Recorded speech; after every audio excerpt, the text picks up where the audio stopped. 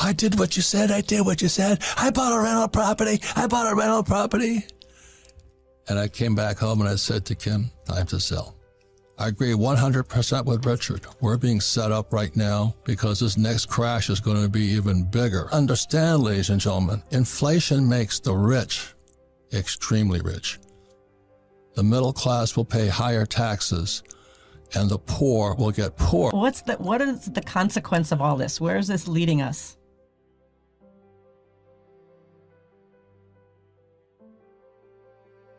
Well, so in 2008, when this bubble did blow up, I expected that it would blow up.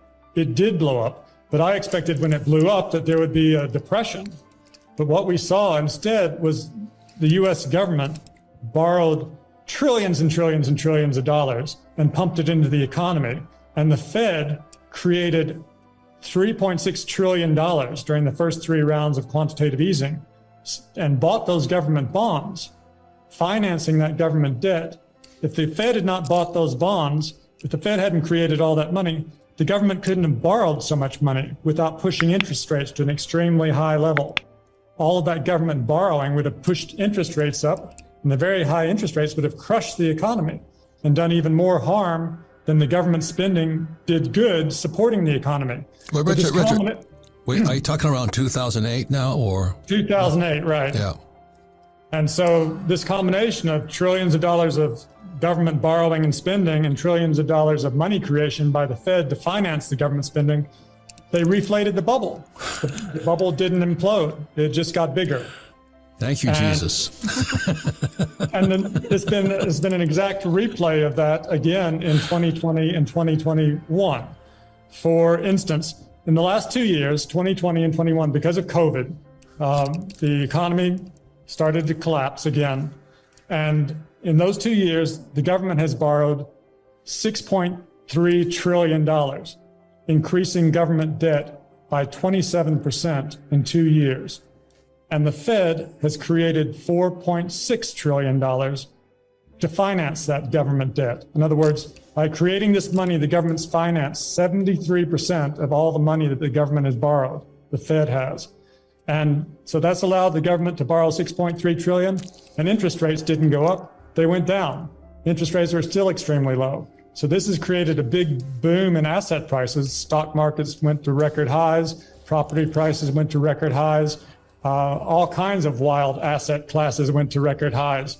So they kept the economy from collapsing again in the same way this time as they did in 2008. So Kim and I borrowed $300 million because they were giving away money again. They were saying, hey, please borrow this money. So Kim and I borrowed $300 million in 2008, and we bought, leveraged up. We bought so much real estate as all these losers and flippers and real estate agents were crying the blues. We were getting rich. And then on September 17th, 2019, the repo market blew up. And I went, here we go again, because what happened in just before 2008, the repo market blew up there again. So that's why I'm saying to everybody, Richard Duncan is a guy you want to listen to, and he's got his, listen to Richard Duncan and understand what's going on in the global money supply, because this next crash is going to be even bigger. And that's what Richard is going to be talking about. Am I correct, Richard? Well, we're at a turning point now, it looks like, because the monetary policy is moving from being ultra loose to becoming potentially ultra tight. Yeah. So Richard, the consequence of this $6.3 trillion that they made up and the asset bubbles all over in the stock market, the property market, what is the consequence of all this? Where is this leading us? Well, it depends on what the government does next, because sadly, all of the credit that's been created in recent decades, the economy has become addicted to credit growth.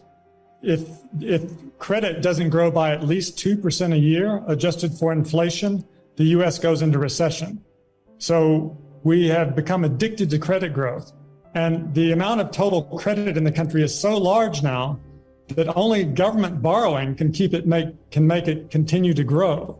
The private sector just doesn't have enough income to service enough debt to make credit keep growing. So we've really reached the point where the future depends on how much the government borrows and how much money the Fed creates to finance that borrowing.